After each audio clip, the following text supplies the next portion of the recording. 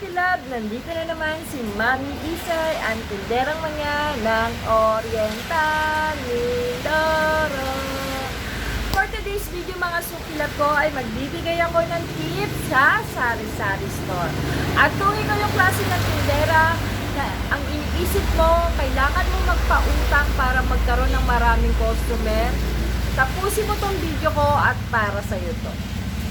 Dito sa aming Sari-Sari Store, mga Sukilab ko, ay hindi po kami nagpapautang.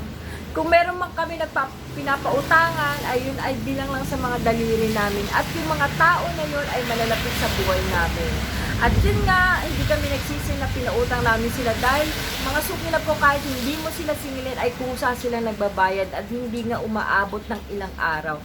Kumbaga, uutang sa amin dito ng gabi, kinabukasan or sa isang araw ay babayaran na agad. Kaya naman, yung mga ganong klase ng customer na pinapautangan namin ay nakakaulit dito sa aming tindahan. Pero yung iba mga Sukilab ko, talagang hindi talaga kami nagpapautang. Kahit sobrang close pa namin yan ay, ewan ko ba, hindi talaga kami nagpapautang ni partner.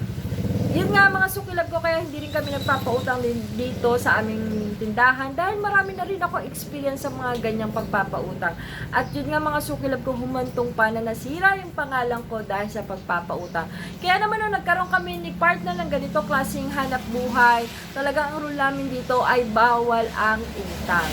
At yun nga, kung iniisip mo mga Sukilab ko, siguro wala akong gaano mga customer dahil hindi nga ako nagpapautang, ay hindi po ganun mga Sukilab. Mas marami pa nga akong customer mga Sukilab ko at yung aming Sari-Sari Store, wala pa nga pong isang taon ay mabilis namin napalago. Bakit? Kasi nga po hindi kami nagpautang. Dahil sa hindi kami nagpautang mga Sukilab ko, yung puhunan namin ay mabilis namin napapalago araw-araw. Kasi kung ipapautang mo ito sa iyong customer mga Sukilab ko, hindi lang yung tubo niya ang uutangin niya sa'yo, kundi yung tubo. At kung medyo matatagalan pa nga na hindi niya ibalik yon, ay yung puhunan mo ay hindi mo mapapaikot. Ganun yung mga Sukilab ko, kaya lagi niyong tatandaan na pag ikaw ay nag-Sari-Sari Store, lagi mong isipin yung kapakanan ng iyong Sari-Sari Store.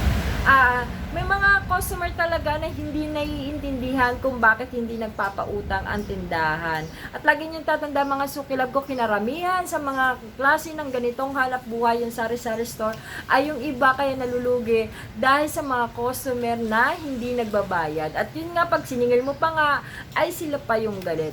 Kadalasan mga Sukilab ko sa mga ganyang pagpapautang ay nagkakaroon ka pa ng kaaway. Kaya naman mga Sukilab ko, mas maganda na lang talaga na huwag ka na lang magpautang. Bukod doon ay mabilis mo pang mapapalago ang iyong puhunan. For today's video mga Sukilab ko ay hanggang dito na lang. Thank you for watching. Bye-bye!